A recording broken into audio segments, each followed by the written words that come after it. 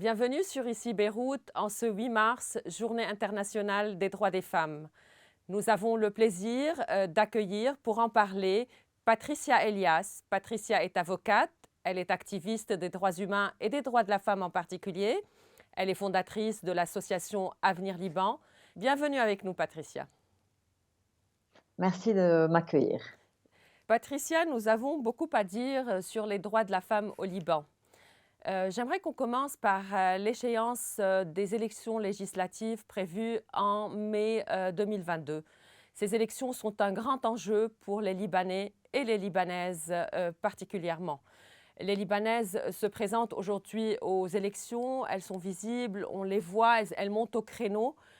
Cependant, nous avons une ministre aujourd'hui au sein du cabinet, 5 parlementaires qui se comptent sur la doigt d'une même main. Pour un pays qui se veut démocrate, qui se veut moderne, plus de 50% de sa population est exclue, n'est pas représentée. Qu'est-ce qu'il faut faire aujourd'hui concrètement, en plus de toutes les actions qui sont menées par les associations depuis des années pour promouvoir le quota, pour mettre en avant les femmes? Aujourd'hui, qu'est-ce qu'on devrait faire concrètement pour que les femmes accèdent aux postes de pouvoir et qu'elles aient une pleine participation à la vie politique au Liban?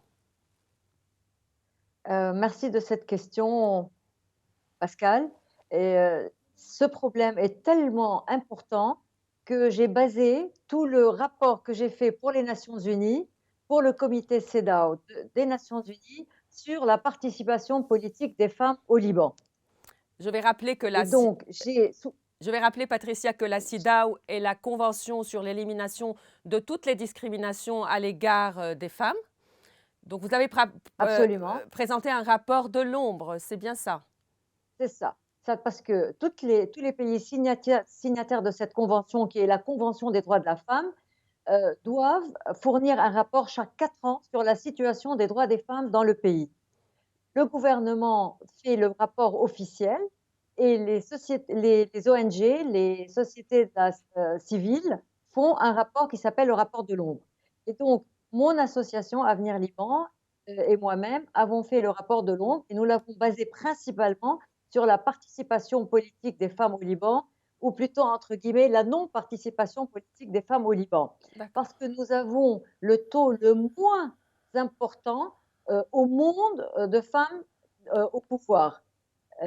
Nous sommes classés juste 9, il y a 9 pays derrière le Liban qui ont une aussi mauvaise participation politique des femmes. Nous sommes à 4,7% de femmes parlementaires, alors que dans les pays arabes, la moyenne est entre 15 à 20%. Donc vous imaginez combien le Liban est à la traîne. Et donc, je viens d'avoir le grand plaisir de voir que le comité CEDAW a pris en considération les demandes que j'avais faites et donne des recommandations au Liban, les conclusions du comité CEDAW et l'importance de la participation politique des femmes. Et il commande au Liban Qu'est-ce que vous avez recommandé, d'inclure le Patricia? quota de 30%. Quels ont été les points précis de vos recommandations qui ont été retenues par la CEDAW, par le comité CEDAW? Celui-là, le plus important, les deux plus importants, c'est qu'il y ait un quota de 30% pour les femmes dans tous les postes politiques, électoraux ou nominatifs, que ce soit imposé aussi aux partis politiques. Quel est le levier qu'on a pour imposer aux partis politiques d'inclure sur leur liste plus de femmes et des femmes susceptibles d'être élues? Et il y a beaucoup de leviers qui s'appellent les temporary special measures, c'est-à-dire les mesures spéciales, temporaires spéciales. Par exemple, si les femmes n'ont pas à payer les droits pour être candidates, les 30 millions, ça peut aider les partis politiques à vouloir plus de femmes. Si elles ont, par exemple, tout ce qui est médias gratuitement, parce que ce sont des femmes, ça peut aussi aider que les partis politiques veuillent qu'il y ait plus de femmes dans leur rang. Et certainement, si l'État légifère. Et ce que j'ai demandé, c'est qu'auprès du Parlement libanais, il y a une proposition de loi qui inclut le quota de 30% pour les élections législatives. Et le comité CEDAW a repris ça. Il a demandé que cette proposition de loi soit adoptée par le Parlement libanais. Donc, si la loi le dit, les partis politiques seront obligés de l'appliquer automatiquement.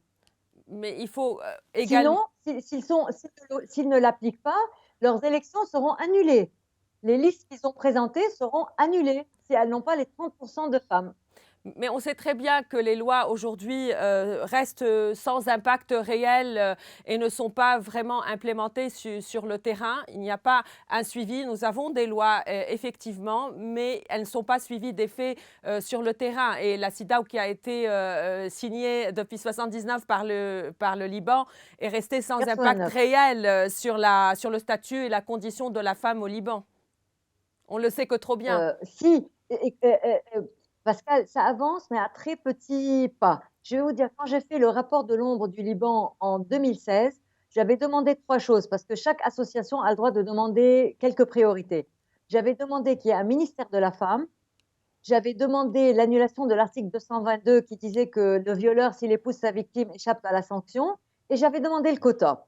Nous avons obtenu 2 choses. Nous avons eu un ministère de la femme. Oui. Bon, ils ont Des mis, timides on ne va pas avancées commenter et dessus, mais non, bon, voilà, exact. d'accord. Très Et bien. la loi l'article de loi sur le violeur qui épouse leur victime a été annulé. Donc, vous voyez ce que je veux dire? C'est-à-dire qu'on avance doucement, mais sûrement. Il y a des avancées qui sont. Et cette fois-ci, ils ont pris en compte le quota de 30% et que le Parlement soit obligé d'adopter le projet de loi, ainsi que le fait que les femmes doivent avoir autant de temps médiatique que les hommes. Très bien. Donc, nous avançons. Nous avançons. C'est des avancées timides, mais somme toute, ça reste des Malheureusement, c'est mieux que avancées. rien. Il faut Absolument. toujours voir la moitié Pleine du pleine du verre. verre. Pleine du verre. Patricia, vous avez été vous-même candidate aux élections en 2016. Qu'est-ce que vous retenez de cette expérience? Et si vous aviez un conseil aujourd'hui à proférer aux candidates libanaises, ce serait lequel? En 2018. 2018. Je dirais, c'est très difficile. Je pense qu'aujourd'hui, le terrain au Liban est plus favorable aux femmes et à la société civile.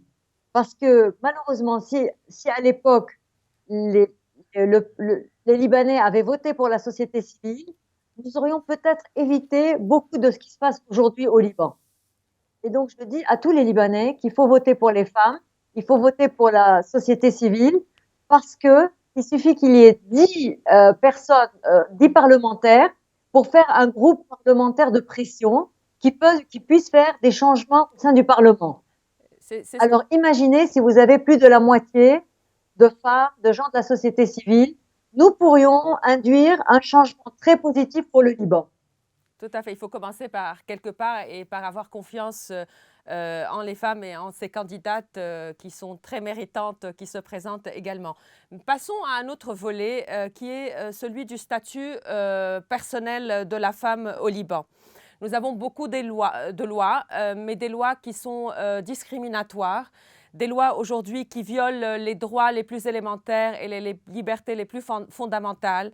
J'entends par là les questions de mariage des mineurs, la transmission de la nationalité, la tutelle sur les enfants, l'accès à l'héritage et j'en passe. Il y a une lecture très rétrograde des préceptes religieux au Liban en ce qui concerne la femme. Donc comment aujourd'hui aplanir tous ces obstacles et réformer le statut personnel au Liban? Ça aussi, ça a fait l'objet de mon rapport. Le Liban fait partie des 27 pays au monde uniquement où la femme n'a pas le droit de donner sa nationalité à son mari et à ses enfants.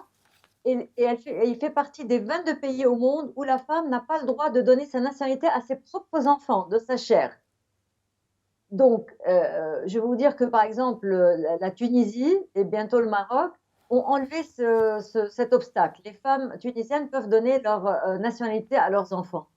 Et donc, nous avons 2 projets de loi auprès du Parlement qui n'en demandent qu'à être adoptés pour que la femme libanaise puisse donner sa nationalité à ses propres enfants.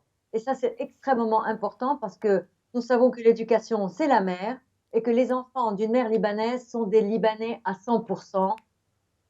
Et donc, il n'y a aucune raison pour qu'il n'ait pas la nationalité. Surtout que les études ont montré qu'il y a moins de 5000 femmes mariées libanaises mariés à des personnes des pays avoisinants et le reste est marié à des étrangers aussi français. C'est pas Oui, énorme parce que tout le monde a peur, soi-disant, que oui, des questions. la femme donne sa nationalité à beaucoup de pays étrangers.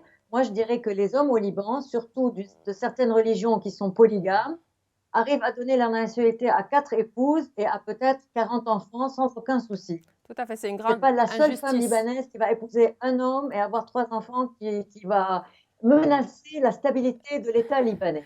Tout à fait. Et au Surtout regard que du nous nombre, savons que quand ils veulent donner la nationalité à des personnes étrangères, ils font des décrets-lois et ils font passer ça sans problème. absolument. Et en dehors de la nationalité, nous avons le mariage des mineurs, nous avons la tutelle des enfants dans le cas de divorce, Absolument. l'héritage, et tous ces points-là Ce que nous seront. Comment faire ce que nous ne savons pas au Liban, Oui, c'est que la maman, n'a aucun droit sur ses propres enfants. Elle n'a aucun droit de tutelle sur ses propres enfants. C'est uniquement le père. on Ce le. qui induit des situations catastrophiques parce qu'en cas de divorce, c'est le père qui a la tutelle des enfants, l'autorité paternelle sur les enfants, et donc il peut priver la maman de voir ses enfants pendant des années, et même à vie. Et ce sont des cas qui arrivent au Liban. Et c'est pour ça que beaucoup de femmes battues, violentées, humiliées dans leur couple restent et subissent pour pouvoir rester auprès de leurs enfants toute leur vie. Et elles demandent le divorce une fois que les enfants ont atteint la majorité, se sont mariés et qu'elles puissent les voir en toute liberté. Tout à fait. J'ai même une dame qui était battue, violentée. Elle a eu le courage de demander le divorce et 2 ans après, elle est revenue auprès de son mari parce qu'il l'a privée de voir ses enfants pendant 2 ans. Oui, Deux petites filles de 5 et 7 ans. Elle est restée sans les voir pendant 2 ans. Elle a accepté de revenir au foyer pour pouvoir éduquer et vivre auprès de ses filles. Ce oui, sont des situations catastrophiques et il est très facile de trouver une solution à cela. Je vais vous dire aussi la deuxième chose, comme vous avez dit, c'est le mariage des mineurs. Au Liban, nous n'avons pas un âge minimum pour le mariage, ça veut dire d'avoir 18 ans comme un âge légal pour le mariage. Certaines religions chez nous, on peut faire marier des petites filles de 9 ans, ce qui est une hérésie. Et même dans les religions catholiques, c'est 14 ans, ce qui est aussi l'âge d'une petite fille, d'une enfant. Ça abs- n'est pas permis parce que son corps n'est pas fait pour subir des grossesses et une vie de femme à 14 ans. tout à fait. Euh, Et il y a beaucoup nous avons aussi, comme d'associations. vous avez dit, Il y a beaucoup d'associations comme Abad et entre autres, pour ne nommer qu'Abad, qui font énormément pour sensibiliser sur ces questions-là aujourd'hui. Et on voit de moins en moins, ça reste quand même des pratiques courantes au Liban, mais très reculées. pas autant, pas comme on le pense malheureusement. Et avec la Covid, avec l'arrivée des réfugiés syriens, cette pratique est redevenue malheureusement, évidemment dans les coins un peu reculés, dans les montagnes, etc., est revenue malheureusement. Et on doit arrêter ça. La Très même bien. chose, je voulais dire, du fait que le père a la tutelle sur les enfants. En cas de décès du père, la tutelle des enfants est donnée à un homme de la famille du père, c'est-à-dire l'oncle paternel ou le grand-père paternel, qui peut-être ne voyait pas tellement les enfants et n'avait pas de Hmm. bon rapport avec la mère. Oui. Ça induit des situations familiales catastrophiques parce qu'on va préférer un homme de la famille du père à la propre mère des enfants pour être avec eux et les éduquer. Hélas, Patricia, Et donc la solution, légiférer. c'est aussi d'avoir un mariage civil pas obligatoire, mais qu'on puisse reconnaître le mariage civil au Liban, qu'il y ait une loi civile qui régisse les mariages civils au Liban, et cette loi civile donnera une égalité entre les hommes et les femmes concernant leurs droits sur leurs enfants, sur le mariage, le divorce, l'héritage et surtout la garde des enfants. Très Et bien. arriver à une situation égalitaire avec le père et la mère qui ont l'autorité parentale conjointe sur leurs enfants. Comme Patrice, c'est le cas dans les pays civilisés, comme en France, comme partout au monde. on va y arriver Et comme ça, puisque c'est des revendications aujourd'hui qui sont portées par les femmes et par la société civile au Liban. Patricia, si nous devions conclure sur une phrase aujourd'hui, qu'est-ce que vous souhaiteriez aux femmes en ce 8 mars, aux femmes libanaises? Je dirais que j'ai une confiance aveugle en la femme libanaise, qui a été une femme extraordinairement forte, qui a subi des situations, des guerres, des explosions, que personne, aucune femme au monde n'a subi, surtout autant, et d'affilée. Elle a réussi, elle a vaincu et moi je dis à la femme libanaise: «L'avenir brillant du Liban est entre vos mains. Yes you can», comme Obama a dit. Je compte sur chacune de nos femmes libanaises, chacune de nos candidates pour induire le changement au Liban Et et nous, qu'on ait un avenir brillant. et nous serons tous, L'avenir du Liban, c'est la femme. et de l'humanité aussi. Et nous serons tous et toutes derrière ces femmes. Merci d'avoir été avec nous sur Ici Beyrouth, Patricia Elias. Pour suivre l'actualité de cette journée, vous pouvez le faire sur les réseaux sociaux qui s'affichent en bas de votre écran.